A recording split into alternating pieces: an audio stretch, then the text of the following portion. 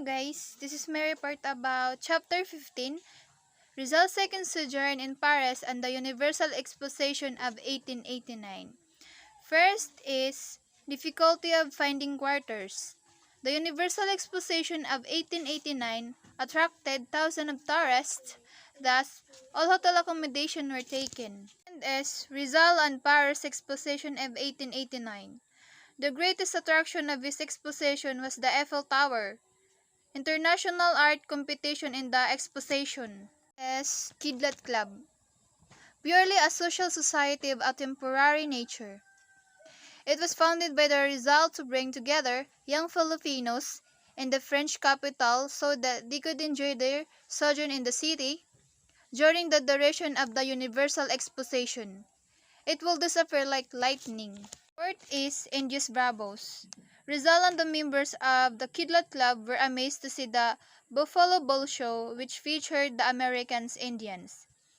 These red-skinned Indians were proudly riding their steady harness, elegantly dressed up in their native attire and wearing their war feathers and prints. Rizal told his friends, "Let us be proud of the name Indio and make our Spanish enemies revise their conception of the team. We shall be Indios Bravos." Member pledged to excel in intellectual and physical powers in order to win the administration of the foreigners, particularly the Spaniards. Fifth is RDLM Society. The letters RDLM are believed to be the initials of the society's secret name, Redemption de los Malayos, or Redemption of the Malays. It was patterned after Freemasonry. The aim of the secret societies, as stated by Rizal, was the propagation of all useful knowledge, scientific, artistic, literacy, or etc. in the Philippines. Rizal was inspired by a famous book entitled Max Havelaar, written by Multatuli.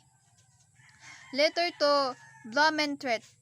"If it is impossible for me to give freedom to my country, at least I should like to give it to these noble compatriots in other lands." Next is annotated edition of Morga published. Blumentritt censored Rizal for two things, which revealed Rizal's error, namely, Rizal commits the error of many historians in appraising the events of the past in the light of present standards.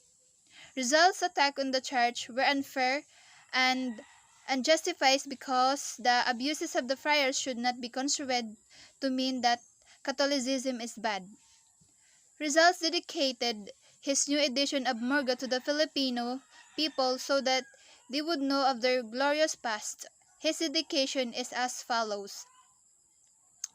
"Born and reared in ignorance of past like almost all of you, without voice nor authority to speak of what we have not seen nor studied, I deem it necessary to invoke the testimonies of an illustrious Spaniard who controlled the destinies of the Philippines at the beginning of its new era, personally witnessed the last days of our ancient nationality."